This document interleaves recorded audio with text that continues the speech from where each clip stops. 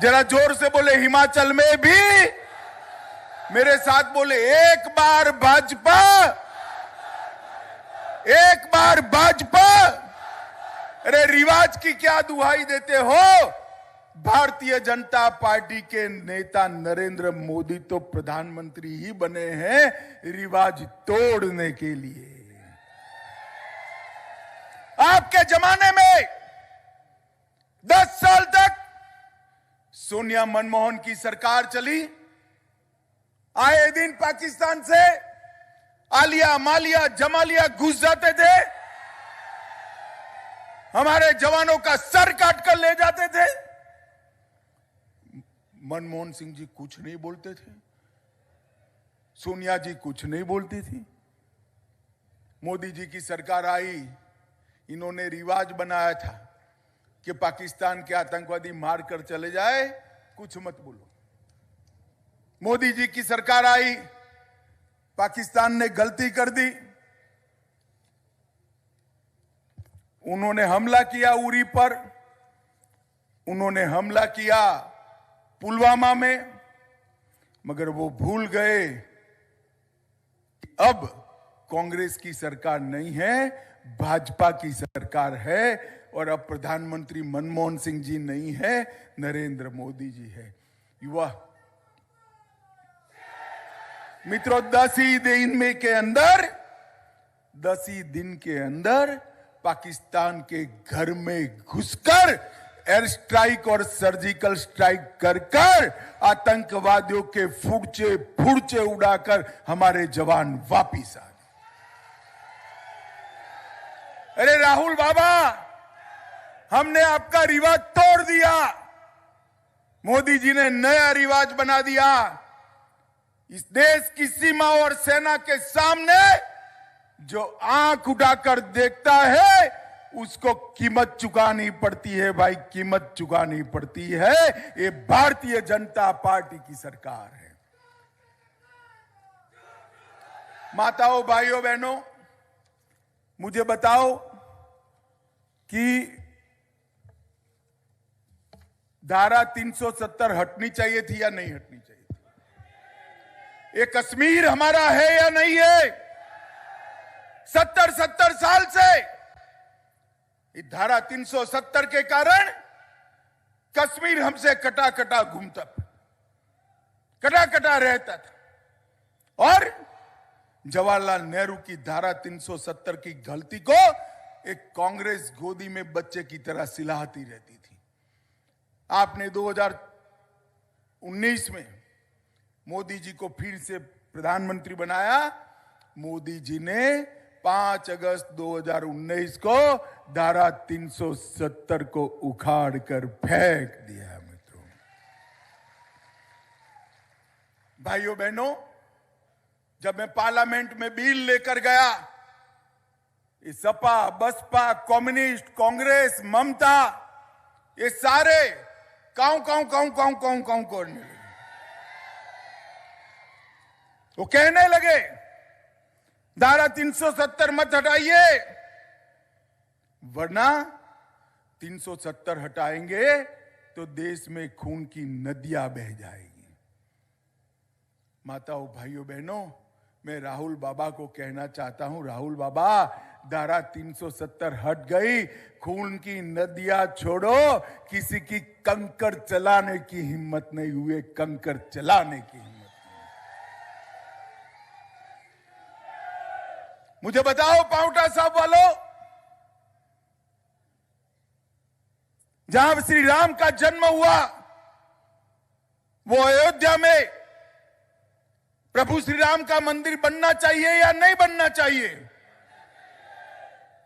बाबर तोड़ कर गया, तब से लेकर आज तक लाखों लोग इस श्रद्धा केंद्र को पुनर्निर्मित करने के लिए अपनी जान गंवाए हैं, बलिदान दिए। मगर इतने सालों से कांग्रेस पार्टी ये मसले को लटकाती रही। नरेंद्र मोदी जी आए और नरेंद्र मोदी जी ने श्री राम जन्मभूमि का शिलान्यास कर दिया मित्रों। और युवाओं, 2024 जनवरी की टिकट कर कर रखना। अयोध्या में आसमान को छूने वाला प्रभु श्री राम का मंदिर आपको वहां दिखाई पड़ेगा, आप दर्शन कर पाओ। मोदी जी ने हमारे आस्था केंद्र को सम्मानित करने का काम किया। करतारपुर साहिब कॉरिडोर बनाया, काशी विश्वनाथ कॉरिडोर बनाया, बाबा बद्रीनाथ, बाबा केदारनाथ, उसका पुनरुद्धार किया। गुजरात में सोमनाथ, पावागढ़ पर मां काली का मंदिर, इसको फिर से महिमा मंडित करने का काम नरेंद्र मोदी जी ने किया मित्र। और ये कहते हैं आप ध्रुवीकरण की राजनीति। भैया, हम ध्रुवीकरण की राजनीति नहीं करते हैं। आप मंदिर इसलिए नहीं बनाते थे क्योंकि आप तुष्टीकरण की राजनीति करते थे। आपको वोट बैंक का डर था। हमें करतारपुर साहिब कॉरिडोर बनाने में कोई डर नहीं लगा,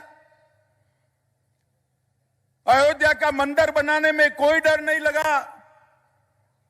हम राजनीति में वोट बैंक की पॉलिटिक्स नहीं करते थे मित्रों। ये हिमाचल की सरकार ने देहरादून पांवटा साहिब सड़क परियोजना लगभग 1700 करोड़ की, ये भारतीय जनता पार्टी की मोदी सरकार ने चालू की है। 25 किलोमीटर का नेशनल हाईवे 88 273 करोड़ से फिर से बनाने का काम किया है। गौनपुर और किशनकोट में नए प्राथमिक विद्यालय सरकारी खोले गए हैं। ITI बोगदार में सभी के सभी कंप्यूटर सहित के प्रोग्राम शुरू कर दिए गए हैं। गिरी नदी पर 19 करोड़ रुपया की लागत से डबल ब्रिज का निर्माण शुरू कर दिया है। पांवटा साहिब में 9 करोड़ की एक संवर्धित जल आपूर्ति योजना आगे बढ़ गई है।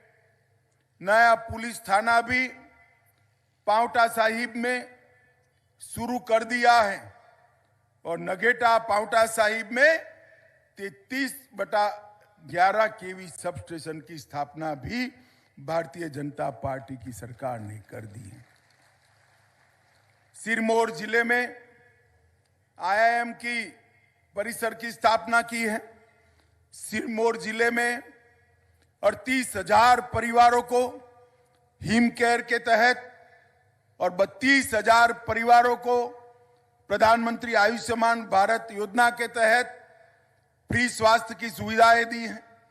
63,000 परिवारों के घर में नल से जल पहुंचाने का काम हमने चालू कर दिया है। 57,000 किसानों को 6,000 रुपया प्रति साल मोदी जी भेज रहे हैं। 1358 लोगों को घर दिए हैं। 5 जन औषधि केंद्र खोले हैं। हमने एक एम्स बिलासपुर में खोला।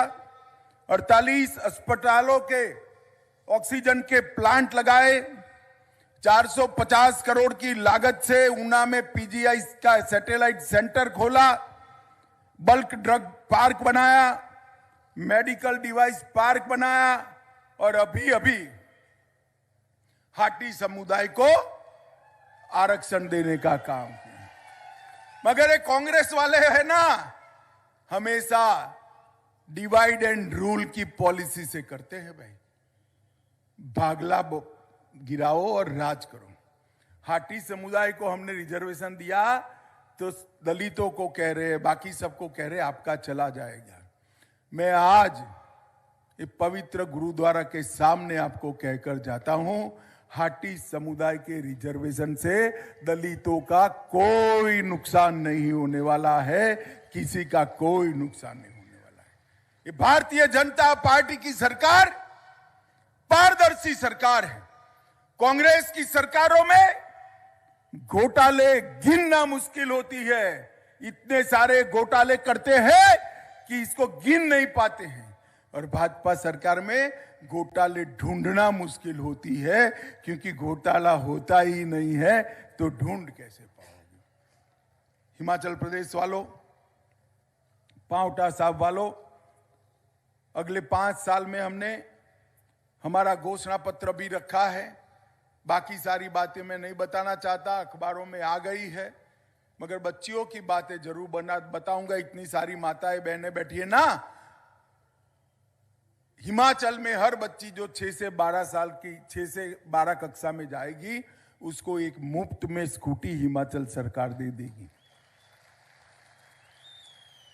वो स्कूटी लेकर स्कूल तो जरूर जाएगी, वापिस भी आ जाएगी, और बहनों माताओं, आपको शाम में पीछे बिठाकर बाजार की लटार भी लगा देगी, सब्जी ले जाने भी ले जाएगी।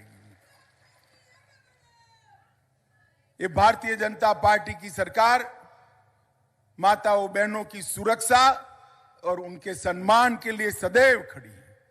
मोदी जी ने माताओं के सम्मान, बहनों के सम्मान के लिए ढेर सारे काम किए हैं। आज देश भर में जहां भी चुनाव होता है, अगर माताओं का मतदान बढ़ गया तो कोई सर्वे की जरूरत नहीं है। जहां बहनों ने वोट વધાર डाला, वहां नरेंद्र मोदी का जीतना निश्चित है। इस सभा में भी 50% से ज्यादा माताएं हैं। तो सुखराम जी, आपका जीतना तय हो गया है, 50% माताएं आई है। हमारे सुखराम जी के लिए एक बार सब लोग जोर से ताली बजाओ जरा। बताओ भाई,